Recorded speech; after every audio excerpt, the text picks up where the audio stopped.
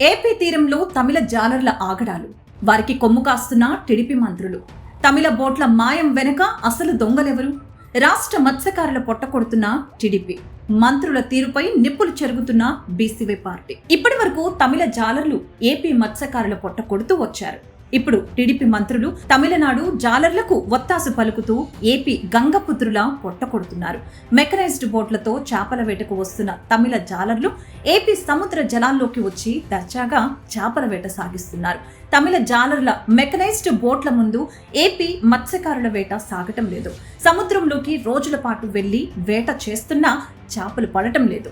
దీంతో మత్స్యకారుల కడుపులో ఆకలి మంటలు రేగుతున్నాయి. తమిళనాడులో అక్కడి ప్రభుత్వం జాలర్లకు మెకనైజ్డ్ బోట్లు ఇచ్చి ప్రోత్సహిస్తుంది. వాళ్ళేమో ఏపీ తీరంలోకి చొరపడుతున్నారు.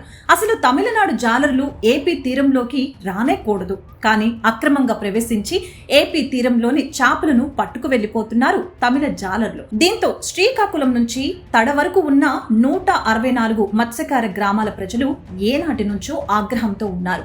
8 నెలల క్రితం కాపు కాసి మరి తమిళ జాలర్లకు చెందిన 4 మెకనైజ్డ్ బోట్లను పట్టుకున్నారు ఏపీ మత్స్యకారులు.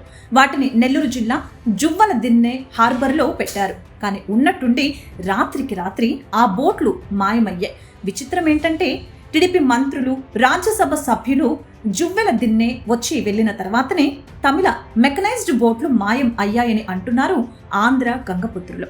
తమిళ జాలర్లతో టీడీపీ మంత్రులు కుమ్మక్కయ్యారా లేక అమ్ముడుపోయారా అనేది మత్స్యకారుల ప్రశ్న. అసలు 4 బోట్లలో 15,000 లీటర్ల డీజిల్ ఎలా నింపారు? పైగా ఏపీ మత్స్యకారుల అంతు చూస్తామంటూ తమిళ జాలర్లు వార్నింగ్ ఇచ్చారు.